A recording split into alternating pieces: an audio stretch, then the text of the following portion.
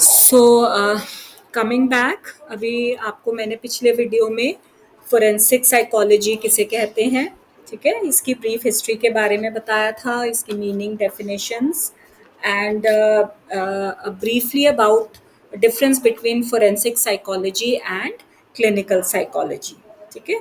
So then coming back to our next topic, that is psychology and law, यानी कि मनोविज्ञान और कानून के बीच में क्या अंतर होता है और हम दोनों के बीच में संबंध भी क्या होता है. अंतरों को देखते हुए भी दोनों में संबंध है, तभी हमने फोरेंसिक साइकोलॉजी नामक शाखा की स्थापना करी है.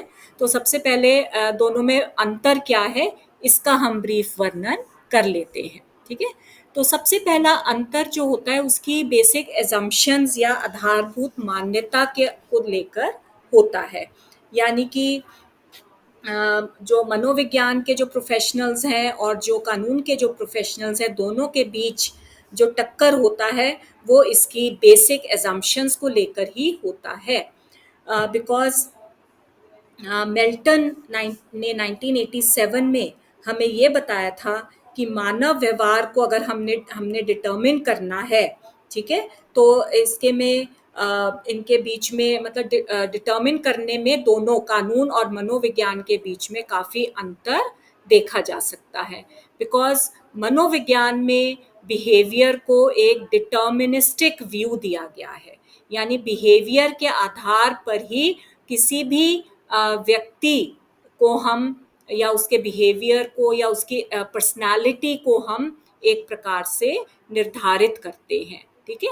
यानी उसके बिहेवियर के आधार पर ही उसकी पर्सनालिटी का, उसकी नेचर का निर्धारण किया जाता है. और मनोविज्ञान में मानव व्यवहार को बहुत इम्पोर्टेंस दी जाती है, उसको प्रभावित करने वाले अनेक कारकों की खोज करी जाती है. कौन से ऐसे फैक्टर्स हैं जो उसके व्यवहार को प्रभावित कर सकते हैं, चाहे वो वातावरण जन्य है, सामाजिक है, जैविक है, कोई भी ऐसे कारक हो सकते हैं जो मानव व्यवहार को प्रभावित करते हैं. उन सबको काफ़ी इम्पोर्टेंस दी जाती है, जबकि कानून में ऐसा नहीं है. कानून में ये माना जाता है कि हर व्यक्ति अपने व्यवहार के लिए स्वयं जिम्मेवार है. कोई वातावरण फैक्टर, सोशल फैक्टर्स या बायोलॉजिकल फैक्टर्स इसके लिए जिम्मेवार नहीं है, ठीक है.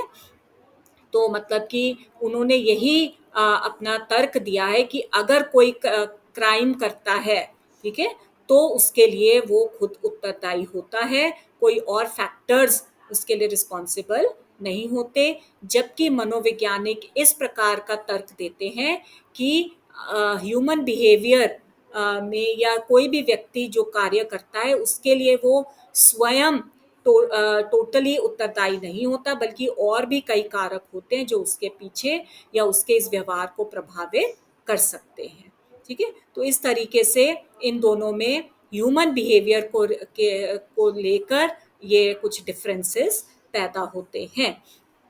परंतु फिर ये प्रश्न उठता है कि फिर ये अगर इस तरीके से एक दूसरे से इतना फर्क है, अलग है या इनमें इतना अंतर है, तो फिर ये कैसे एक दूसरे की मदद कर सकते हैं, लीगल सेटिंग में कैसे कार्य कर सकते हैं, मनोवैज्ञानिक जो है लीगल सेटिंग के अंतर्गत कैसे कार्य करते हैं. मेल्टन ने इस उलझन को भी सॉल्व करने की कोशिश करी है.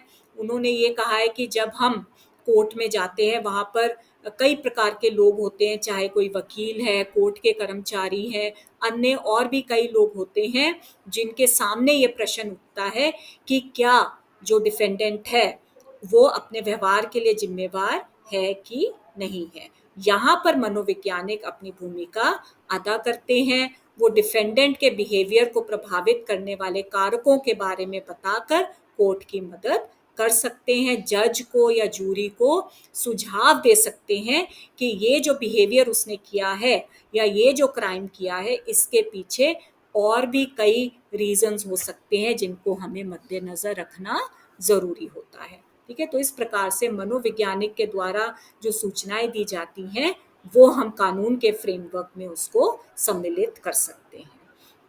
इस तरीके से हम इन दोनों को एक कर सकते हैं. उसके बाद सेकंड जो डिफरेंस आ जाता है वो है अनिर्णयता के लिए सहनशीलता की अगर बात करी जाए, टॉलरेंस फॉर इनडिसीजन, इसके ऊपर भी काफ़ी स्टडीज़ हुई है। एंडरटन ने, मेल्टन ने काफ़ी स्टडीज़ करी है और उन्होंने ये बताया है कि टॉलरेंस फॉर इनडिसीजंस को लेकर मनोविज्ञान और लीगल विषयों के बीच काफ़ी महत्वपूर्ण अंतर देखा जाता है।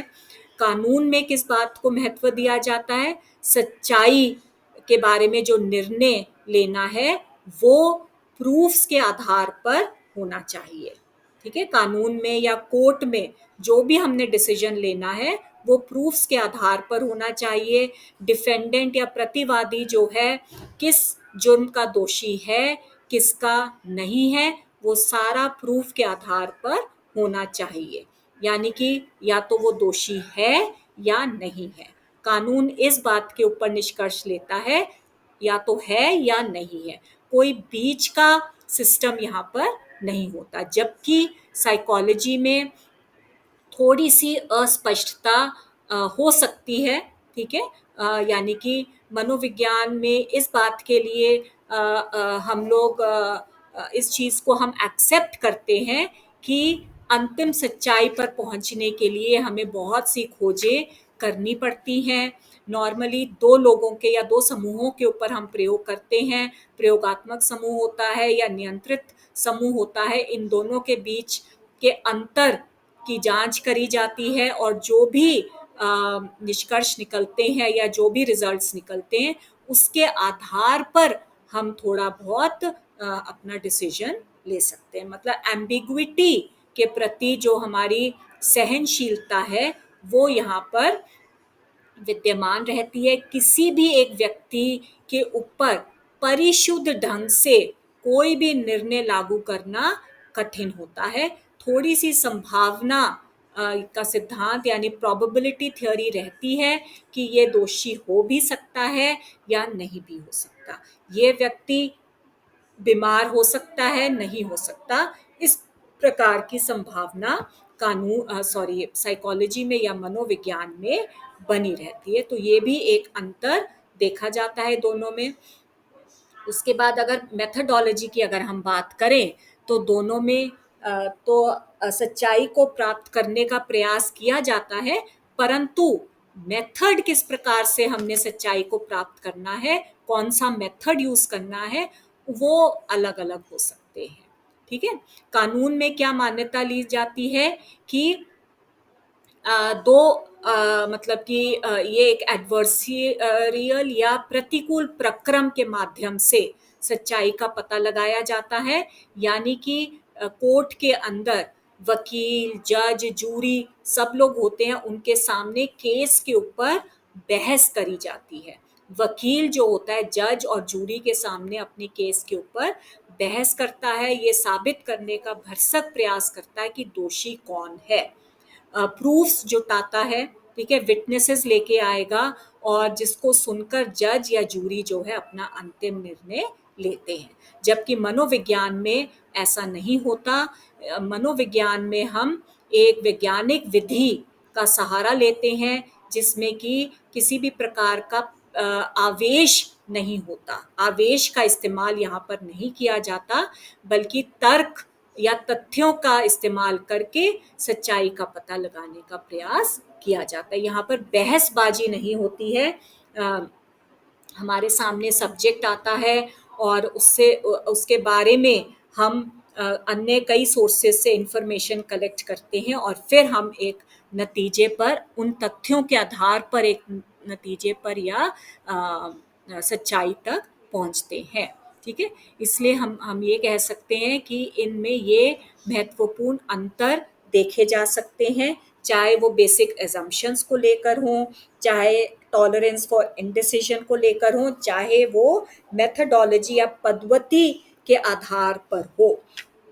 तो दोनों में ये महत्वपूर्ण अध्ययन है, परंतु साथ के साथ ये भी संकेत किया गया है कि कानून के दायरे में मनोविज्ञान का इस्तेमाल कर सकते हैं, काफ़ी गुंजाइश है। आधुनिक युग में स्पेशली 2001 के बाद ये हमने देखा है कि कानून और मनोविज्ञान एक दूसरे से बिल्कुल अलग-थलग नहीं है। दोनों विषयों में बहुत कुछ कॉमन है, क्योंकि दोनों में ही हम मानव व्यवहार को किसी न किसी प्रकार से स्टडी करते हैं। दोनों में ही मानव व्यवहार को कंट्रोल करने के उपायों की खोज करी जाती है। चाहे लॉ में हम उसमें उसको जेल भेज देते हैं, तो हम साइकोलॉजी में उसको हॉस्पिटलाइज करते हैं। तो मानव व्यवहार को दोनों ही विषयों में कंट्रोल करना करा जाता है। इसके अलावा जब हम कुछ लॉज बनाते हैं, ठीक है, मैन मेड लॉज होते हैं, तो वो आदमी या मानव के दिमाग की ही उपज है। जो भी ये लॉज होते हैं, तो उसका संबंध हमारे अभिप्रेरणा, संवेग, चिंतन, इन सब मनोवैज्ञानिक प्रक्रमों से होता है। तो यानी जो हमारे कानून के लॉज बने हैं, उसमें भी मनोवैज्ञानिकों का बहुत ज़्यादा सपोर्ट रहता है, बहुत ज़्यादा सहारा रहता है। इसी वजह से हम कह सकते हैं कि कानून और मनोविज्ञान दोनों साथ-साथ चलते हैं, दोनों एक दूसरे का हाथ बंटाते हैं, ठीक है? तो यानी कि मनोविज्ञान की एक ऐसी शाखा फोरेंसिक साइकोलॉजी मानी जाती है, जिसका सीधा संबंध कानून से होता है। यानी कि मनोविज्ञान और कानून में संबंध पाया जाता है, ठीक है। फोरेंसिक साइकोलॉजी का संबंध जो है वो अपराध और न्याय के साथ देखा जा सकता है। इसके अलावा मनोवैज्ञानिक जो हैं एडल्ट्स के साथ, किशोरों के साथ, बच्चे, परिवार, इन सब से संबंधित कई समस्याओं का अध्ययन करते हैं, ठीक है। आधुनिक युग में दंगे फसाद की समस्या भी मनोवैज्ञानिकों का ध्यान आकर्षित करती है। किस तरीके से कौन सी ऐसे रीजंस हैं जिसकी वजह से ये दंगे होते हैं, वायलेंस होता है, और किस तरीके से हम इनको दूर कर सकते हैं या इनको कम कर सकते हैं, इनको कंट्रोल कर सकते हैं, ठीक है। मानसिक स्वास्थ्य को अध्ययन करना भी बहुत इम्पोर्टेंट होता है, बिकॉज मानसिक रूप से अगर हम स्वस्थ होंगे तो हम किसी भी प्रकार का क्राइम करने से बचते हैं, ठीक है। तो इसी तरीके से मतलब फोरेंसिक साइकोलॉजी में दोनों ही विषय लॉ और साइकोलॉजी, इन दोनों के बीच का जो इंटरसेक्शन है उसको सम्मिलित किया गया है। आधुनिक युग में अपराध और उत्पीड़न से संबंधित जितनी भी समस्याएं हैं और उनको स्टडी करना, उनकी रोकथाम करना, ठीक है, वो बहुत इम्पोर्टेंट होता है। उसके साथ-साथ शांति और खुशहाली को प्रमोट करना भी बहुत ज़रूरी होता है। तो इसीलिए कहा जाता है कि साइकोलॉजी और लॉ दोनों ही एक दूसरे से बहुत ज़्यादा क्लोज़ली संबंधित होते हैं, रिलेटेड होते हैं, ठीक है। तो अब हम कुछ ऐसे क्षेत्रों की चर्चा करेंगे, इनको डिस्कस करेंगे जो कानून यानी लॉ और साइकोलॉजी से रिलेटेड होते हैं, ठीक है। तो सबसे पहली जो क्षेत्र है जहाँ पर साइकोलॉजी का यूज़ किया जाता है लॉ रिलेटेड, तो वो है पुलिस और लॉ एनफोर्समेंट का क्षेत्र। पुलिस और कानून एनफोर्समेंट, यहाँ पर हमें पता है कि पुलिस का कार्य क्या होता है, आम जनता को प्रोटेक्ट करना, उनकी सेवा करना, ठीक है। और मनोविज्ञान में सेंटिमेंट्स का यूज़ बहुत होता है, टची फीली सेंटिमेंट्स कहते हैं, ठीक है। तो परंतु बहुत सारे ऐसे उदाहरण हैं जहाँ पर मनोविज्ञान के टूल्स का इस्तेमाल पुलिस के लोग करते हैं जनता के साथ इंटरैक्शन को ईज़ी बनाने के लिए, ठीक है। तो कौन से ऐसे फैक्टर्स हैं जो जहाँ पर मनोविज्ञान के टूल्स का या उसके ज्ञान का इस्तेमाल होता है? सबसे पहले शक्ति, सत्ता और विवेकाधीन निर्णय का जो प्रक्रम होता है, ठीक है।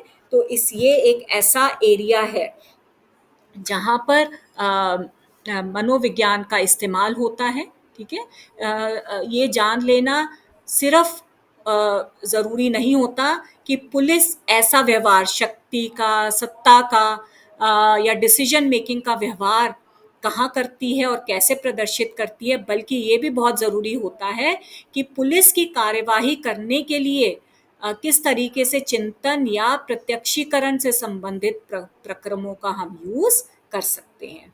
इसके अलावा बल का इस्तेमाल, ये तो हम सबको मालूम है कि कई बार पुलिस के अधिकारी बहुत ज़्यादा बल का या फ़ोर्स का इस्तेमाल करते हैं, तो मनोवैज्ञानिक इन चरों का भी अध्ययन करते हैं, जहाँ पर कौन से ऐसे कारक हैं जो पुलिस को इस प्रकार का व्यवहार करने के लिए प्रभावित करते हैं, ठीक है? ऐसे खतरनाक हालातों का पता लगाने की कोशिश करते हैं मनोवैज्ञानिक, जो कि जिस वजह से पुलिस अधिकारी इस प्रकार की शक्ति या बल का इस्तेमाल करते हैं। ये ज़रूरी है कि नहीं है, इस चीज़ का भी पता लगाया जाता है। कुछ ऐसे ट्रेनिंग प्रोग्राम्स का भी आयोजन किया जाता है मनोवैज्ञानिकों के द्वारा, जहाँ पर इस प्रकार के अत्यधिक बल इस्तेमाल करने वाले पुलिस ऑफिसर्स को परामर्श दिया जा सके और एक प्रकार से भूमिका मॉडल प्रविधि का इस्तेमाल कर सकें, ठीक है? इसके अलावा साक्ष्यों के साथ छेड़खानी करना। अनेक बार ये देखा जाता है कि पुलिस के सामने कुछ केस होता है, परंतु सबूत इनफ नहीं होते जिसके आधार पर कोर्ट में जा सके या जिसके आधार पर हम किसी भी व्यक्ति को अपराधी सिद्ध कर सके। तो ऐसी दशा में पुलिस क्या करती है, कुछ साक्ष्यों के साथ छेड़छाड़ करती है, कुछ प्रूफ्स नकली जुटा लेती है। तो मनोवैज्ञानिक पुलिस अधिकारियों की इस प्रकार से भी मदद करते हैं ताकि अ, पुलिस अपने व्यवहार के पीछे की नैतिकता को समझे कि क्या ऐसा करना अ, अ, अच्छा है, नैतिक है कि नहीं है।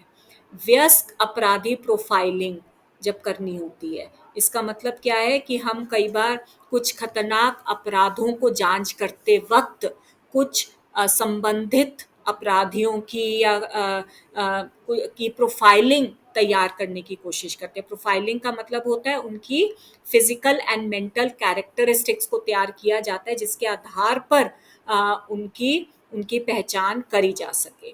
तो मनोवैज्ञानिक यहाँ पर इस बात से मदद करते हैं कि किस प्रकार के व्यक्तित्व या व्यवहार की कौन-सी ऐसी विशेषताओं के ऊपर ध्यान चल देना चाहिए जिससे कि एक अच्छी और सार्थक मीनिंगफुल प्रोफाइलिंग तैयार की जा सके, ठीक है? धक्के से अपराध कबूल करवाना। कई बार क्या होता है हम किसी संदिग्ध व्यक्ति को हिरासत में ले लेती है पुलिस और उससे सूचनाएँ उगलवाने की कोशिश करती है ताकि वो अपना जुर्म को कबूल करे। तो मनोवैज्ञानिक इस प्रकार से पुलिस अधिकारियों की मदद करते हैं कि वो कौन-सी प्रविधियों को अपनाकर अपराधी से अपराध जल्द स्वीकार करवाया जा सके, ठीक है? तो इसके अलावा एडोलेसेंट बिहेवियर को स्टडी करना भी मनोवैज्ञानिकों का रोल होता है। इसमें भी मनोवैज्ञानिक कानून की काफ़ी सहायता करते हैं कि ट्रबल्ड यूथ कौन से होते हैं, जुवेनाइल गैंग्स को कैसे पहचाना जा सकता है, या फिर किशोर में वेश्यावृत्ति, इस प्रकार के क्षेत्रों में भी पुलिस अधिकारियों की मदद मनोवैज्ञानिक कर सकते हैं। सिविल की अगर क्षेत्र की अगर बात करें तो यहाँ पर भी मनोवैज्ञानिक कानून की मदद करते हैं। पुलिस और जनता के बीच के संबंध कैसे होने चाहिए, किस प्रकार से हम उन संबंधों को सुधार सकते हैं, किस प्रकार की एडवर्टाइजमेंट्स के ज़रिए या टीवी और फ़िल्म्स के ज़रिए जनता की पुलिस के अंदर या पुलिस में जो विश्वास होता है, उसको हम डेवलप कर सकें या विकसित कर सकें। तो इस प्रकार से मनोवैज्ञानिक जो हैं पुलिस की ऐसे मदद कर सकते हैं कि मानसिक विकार से ग्रस्त जो अपराधी होते हैं उनके साथ किस प्रकार का व्यवहार किया जा सके। परिवार का क्षेत्र बहुत इम्पोर्टेंट होता है आधुनिक युग में। पुलिस की भूमिका में परिवार भी काफ़ी ध्यान आकर्षित करता है। यहाँ पर घरेलू झगड़े में पुलिस ऑफिसर कैसे मदद कर सकते हैं या फिर पुलिस ऑफिसर्स का परिवार किस प्रकार का होता है, पुलिस कर्मियों में अगर कोई सेक्सुअल डिविएशन है या फिर बहुत ज़्यादा स्ट्रेस देखा जा रहा है पुलिस कर्मियों में या पुलिस कर्मियों के परिवार के ऊपर उनके ऑक्यूपेशन का क्या प्रभाव पड़ रहा है, तो ये ऐसी बहुत सी समस्याएं हैं जिनका अध्ययन मनोवैज्ञानिक करते हैं और इस संदर्भ में पुलिस कर्मियों की हेल्प करने की कोशिश करते हैं। सेकंड एरिया या क्षेत्र है जहाँ पर मनोवैज्ञानिक और पुलिस का रोल या उनका आपसी मेल-जोल देखा जा सकता है, वो है कोर्ट रिलेटेड। कोर्ट का मतलब सारे ही कोर्ट रिलेटेड पहलू में मनोविज्ञानिक की भूमिका को हम पहचान सकते हैं। जब केस चलता है कोर्ट में, उससे पहले की अवस्था एक होती है प्री ट्रायल स्टेज कहते हैं, जहाँ पर दोष सिद्ध करने के बाद या दोष सिद्ध प्री ट्रायल स्टेज होती है। फिर कोर्ट में केस चलता है जहाँ पर दोष सिद्ध होता है, और उसके बाद का जो पोस्ट कन्विक्शन होता है, मतलब दोष सिद्ध होने के बाद की जो अवस्था होती है, तो ये पूरी की पूरी अवस्था जो है, इसको हम कोर्ट की प्रक्रिया कहते हैं। इसमें मनोविज्ञान की काफ़ी अहम भूमिका रहती है। तो कहाँ-कहाँ पर मनोवैज्ञानिक अपनी हेल्प दे सकते हैं? एक तो है प्ली बार्गेनिंग या प्ली सौदेबाजी जिसको कहते हैं, ठीक है? यहाँ पर जो डिफेंडेंट होता है और जो वकील होते हैं, उनके बीच में ये बार्गेनिंग चलती है, ठीक है? तो यहाँ पर समझौता करना जिसको कहते हैं, किस तरीके से अगर हमने अपना जुर्म स्वीकार कर लिया तो इतनी सज़ा होगी, इतनी नहीं होगी। तो इस प्रकार की जो प्ली बार्गेनिंग होती है, उसमें काफ़ी मनोवैज्ञानिक हेल्प करते हैं।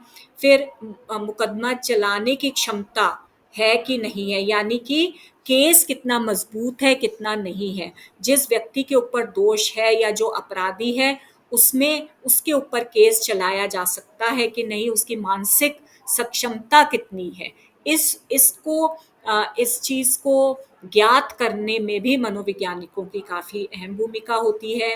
जूरी का सिलेक्शन करना, ठीक है? यानी कि जब कोर्ट में केस चलता है, तो जूरी की बहुत इम्पोर्टेंट रोल होता है, तो उसका सिलेक्शन किस प्रकार का करना चाहिए जिससे कि केस के ऊपर वांछनीय परिणाम पड़े, तो उसमें भी मनोविज्ञान के ज्ञान का फ़ायदा उठाया जाता है। मनोवैज्ञानिक परीक्षणों या और अन्य विधियों के द्वारा अ, मूल्यांकन किया जाता है कि जो अपराधी है उसका व्यक्तित्व किस प्रकार का है, बुद्धि कितनी है, या किसी प्रकार की कोई डिसेबिलिटीज़ या मनोव्याधियाँ तो नहीं है उसके अंदर। तो इस प्रकार के का मूल्यांकन इन परीक्षणों के द्वारा किया जाता है, ठीक है? रिस्क असेसमेंट, जोखिम का मापन करना, ये भी बहुत ज़रूरी होता है। ये क्या मतलब होता है कि हमारा जो प्रतिवादी या डिफेंडेंट है, वो उसका बिहेवियर कितना प्रचंड है।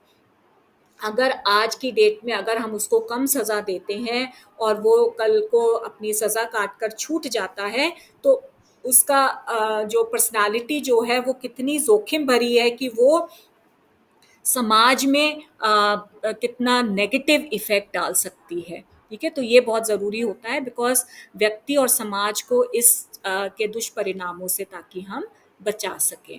तो इस प्रकार से ऐसे कई फैक्टर्स हैं जिसके बारे में मनोवैज्ञानिकों का ज्ञान कि हम इस्तेमाल कर सकते हैं कोर्ट की प्रणाली के अंदर।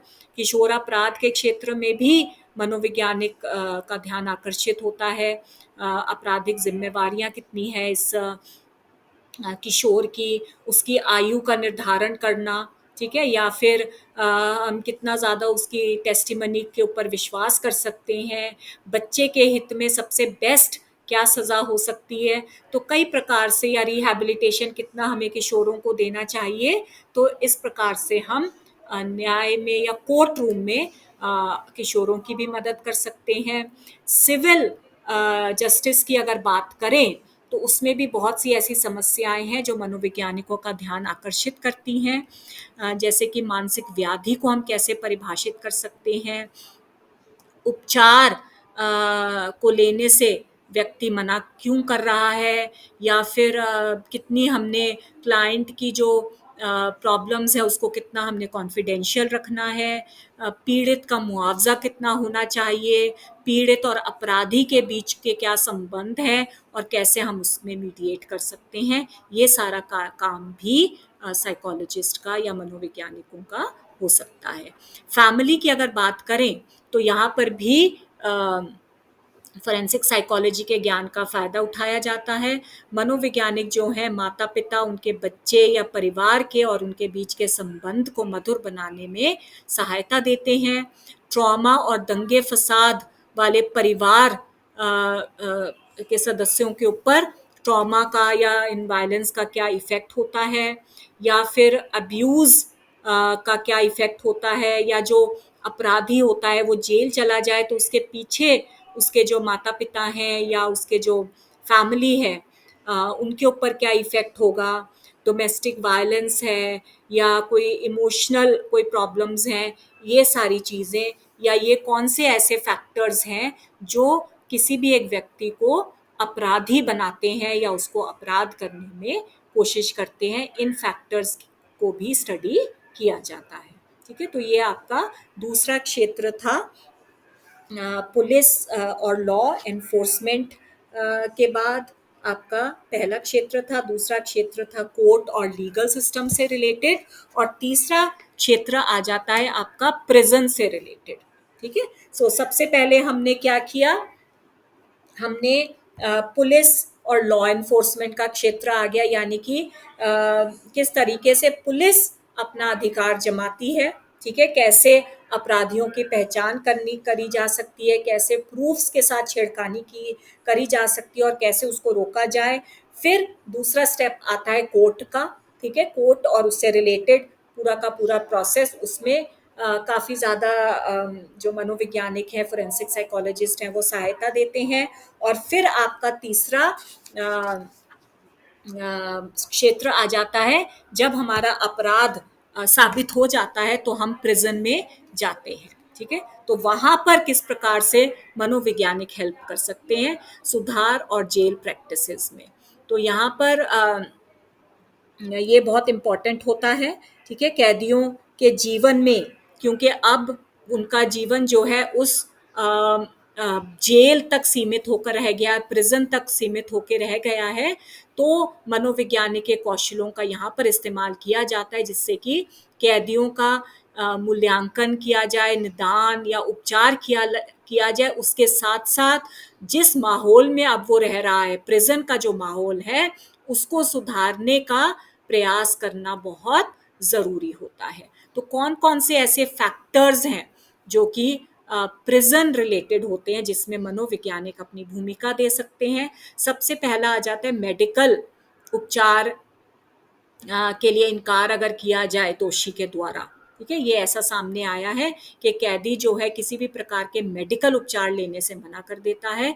तो ये क्यों होता है, क्या उसको ज़बरदस्ती उपचार देना चाहिए, ये सारे प्रश्नों का उत्तर देने के लिए मनोविज्ञान और कानून दोनों ही के ही ज्ञान का इस्तेमाल किया जाता है।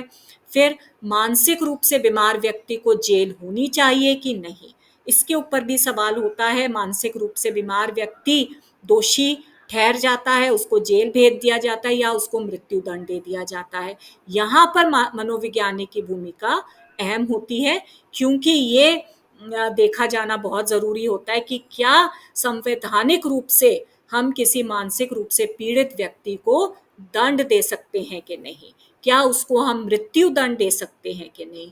तो यहाँ पर मनोवैज्ञानिक अपने ज्ञान के आधार पर इस चीज़ का पता लगाते हैं। ठीक है, सेक्स ऑफेंडर्स जो होते हैं उनका ट्रीटमेंट किस प्रकार से किया जाए। यौन अपराधी जो होते हैं, जेलों में हमने देखा है विभिन्न जुर्मों के अपराधी होते हैं। कुछ अपराधी ऐसे होते हैं जिन्होंने कोई ना कोई सेक्स ऑफेंस किया होता है जिसकी वजह से वो जेल में है। महिलाओं के साथ छेड़खान, बलात्कार या चाइल्ड दुष्प्रयोग, तो इस प्रकार की रीजंस की वजह से उनको कैद हुई है। तो मनोवैज्ञानिक तौर पर इनका इलाज करना बहुत ज़रूरी होता है।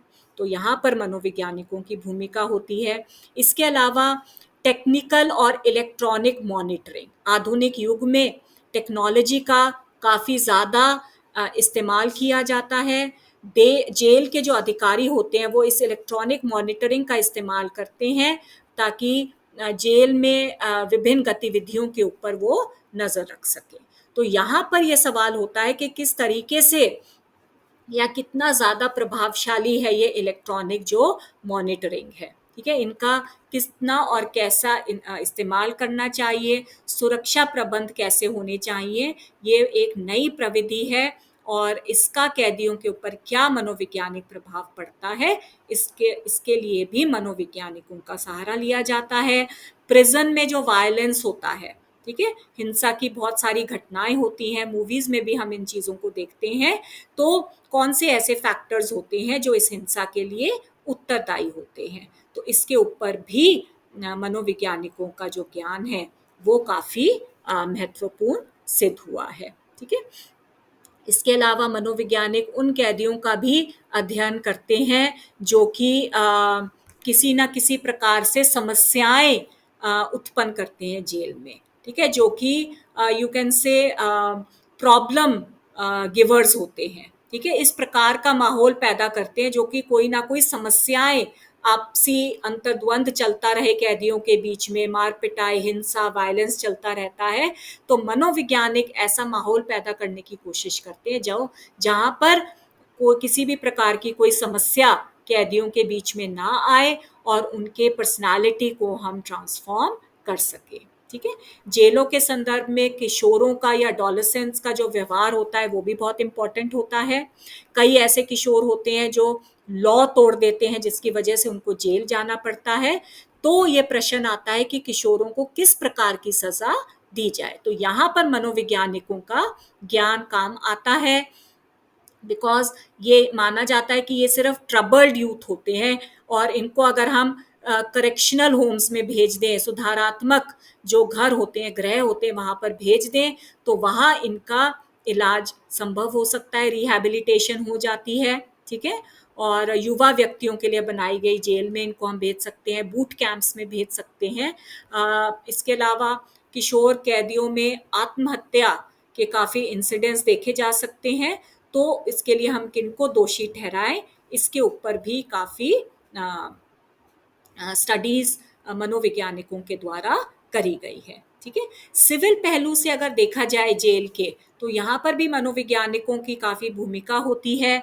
ये यहाँ पर जो जेल में जो कार्यरत जो कर्मचारी होते हैं, अधिकारी होते हैं, उनके ऊपर स्टडी करी जाती है, यानी उनकी बुद्धि किस प्रकार की है, उनका व्यक्तित्व, उनके व्यवहार की विशेषताओं को मापन करना बहुत ज़रूरी होता है, बिकॉज दिन रात ये लोग कैदियों के बीच में रह रहे हैं और उन्हीं की तरह इनका जो माइंड जो है बहुत ज़्यादा वायलेंट और हिंसक होने का डर होता है। तो इसलिए इनके ऊपर भी समय समय पर काउंसलिंग की क्लासेस लेना और रिलैक्सेशन टेक्निक्स का इस्तेमाल करना, ताकि किसी भी प्रकार का जो प्रतिबल इनके ऊपर पड़ रहा है, मानसिक रूप से जो ये लोग बहुत ज़्यादा अपने आप को कुंठित महसूस कर रहे हैं, तो वो उसका इलाज करा जाए। ठीक है? तो मनोवैज्ञानिक जो है इन क्षेत्रों में भी शोध कार्य करते हैं। जिस व्यक्ति को जेल हो जाती है या जेल में रहना पड़ता है, उसका परिवार तो नकारात्मक ढंग से प्रभावित होता ही है।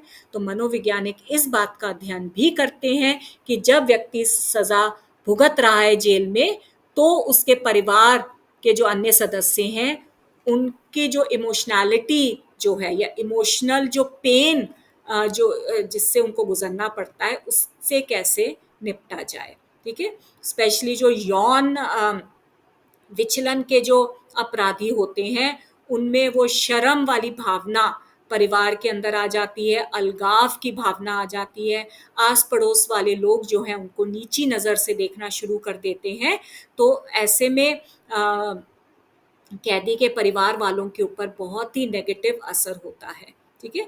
तो इसमें कई ऐसी समस्याएं मनोवैज्ञानिकों का ध्यान आकर्षित करती है, जो कि जिससे कि इन जेल में जो कैदी हैं उनके परिवारों को स्ट्रॉन्ग बनाया जाए या उनको स्ट्रेस या एंजाइटी से मुक्त करा जाए। इसके अलावा और भी कई समस्याएं हैं, जैसे जेल में कई कैदी जो हैं एक मिथ्यात्मक परिवार बना लेते हैं। ठीक है? या फिर जेल में कुछ गर्भवती महिलाएं भी होती हैं, या फिर औरतों की जेल में रखा जाता है जहाँ पर उनके साथ बहुत ही गलत व्यवहार किया जाता है। जेल की वजह से कई बार माता-पिता या मदर को अपने बच्चे से अलग रहना पड़ता है। ठीक है? तो ऐसी बहुत सी ऐसी समस्याएं होती हैं जिनके ऊपर स्टडी करना या जो कि या ये जो प्रॉब्लम्स के ऊपर स्टडी करना मनोवैज्ञानिकों का विषय बना हुआ है। और अपने ज्ञान के आधार पर मनोवैज्ञानिक इस प्रकार से मदद करते हैं ताकि इन क्षेत्रों से संबंधित जितनी भी चुनौतियां हैं, चैलेंजेस हैं, उनसे बहुत ही इफ़ेक्टिव वे से निपटा जा सके। चाहे वो जेल के अधिकारी हैं, चाहे वो कैदी हैं, चाहे कानून से संबंधित लोग हैं, चाहे पुलिस से संबंधित लोग हैं। तो यहाँ पर हमने इन तीनों क्षेत्रों को बहुत ही डिटेल में डिस्कस किया है। एक तो आपका पुलिस आ गया, ठीक है, यानी कि कानून से रिलेटेड ये 3 मेजर एरियाज़ होते हैं, पुलिस हो गया, कोर्ट हो गया और जेल हो गया। तो साइकोलॉजिस्ट जो हैं, फोरेंसिक साइकोलॉजिस्ट जो हैं, इन तीनों एरियाज़ में अपना अपनी महत्वपूर्ण भूमिका अदा करते हैं, अपने ज्ञान का इस्तेमाल करते हैं ताकि कहीं पर भी किसी भी प्रकार से कोई प्रॉब्लम उपस्थित ना हो, और अगर प्रॉब्लम या समस्या आती है तो हम उसको प्रभावपूर्ण ढंग से निपट सकें। So this is your first question, psychology and law के बीच के संबंध को स्पष्ट करें। ठीक है, तो पहला क्वेश्चन क्या था? सबसे पहले फोरेंसिक साइकोलॉजी के अर्थ को स्पष्ट करें और मनोविज्ञान और कानून के बीच के संबंध को स्पष्ट करें। ठीक है, तो इसमें आपने फोरेंसिक साइकोलॉजी के अर्थ को स्पष्ट करने के लिए आपने फोरेंसिक साइकोलॉजी के मीनिंग और डेफिनेशन के बारे में बताना है और इसकी ब्रीफ हिस्ट्री के बारे में। ठीक है, वो क्या कौन कौन सी इम्पॉर्टेंट इवेंट्स को आपने करना है याद, वो मैं आपको बता चुकी हूँ। ठीक है, और इसके बाद जो इम्पॉर्टेंट डेफिनेशंस मैंने आपको बताई है, एंड ब्रीफली आप फोरेंसिक साइकोलॉजी और क्लिनिकल साइकोलॉजी के बीच के अंतर को स्पष्ट कर सकते हैं।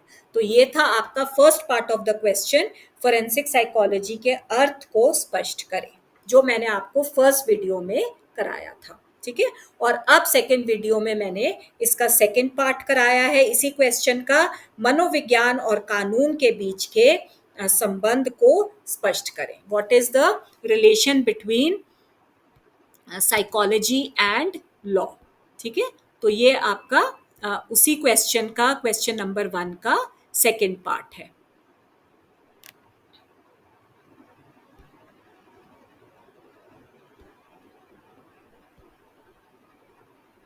मनोविज्ञान और लॉ के बीच के संबंध को, तो इसमें सबसे पहले तो आपने इन दोनों के बीच के अंतर को स्पष्ट करना है। संबंध या को हम बाद में करेंगे, उससे पहले अंतर यानी उसकी आधारभूत मान्यता के आधार पर अंतर क्या है दोनों का। ठीक है, उसके बाद इसका टॉलरेंस फॉर इंडिसीजन हो गया, और फिर आ जाती है आपकी मेथडोलॉजी। तो ये 3 बेसिक डिफरेंसेस हमें साइकोलॉजी और लॉ में देखने को मिलते हैं, परंतु दोनों फिर भी एक दूसरे से बहुत ही क्लोजली संबंधित हैं।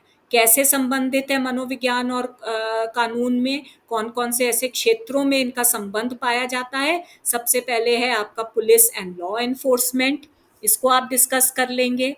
ठीक है, और उसके बाद कोर्ट और लीगल सिस्टम है, इसको आप डिस्कस करेंगे, और फिर आपका लास्ट में आ जाता है करेक्शन एंड प्रिजन प्रैक्टिसेस, इसको आप स्पष्ट करेंगे। तो ये आपके 3 एरियाज हैं जहाँ पर कानून और साइकोलॉजी और कानून में या लॉ में संबंध देखा जा सकता है। So I hope it is clear to you now. Thank you so much girls.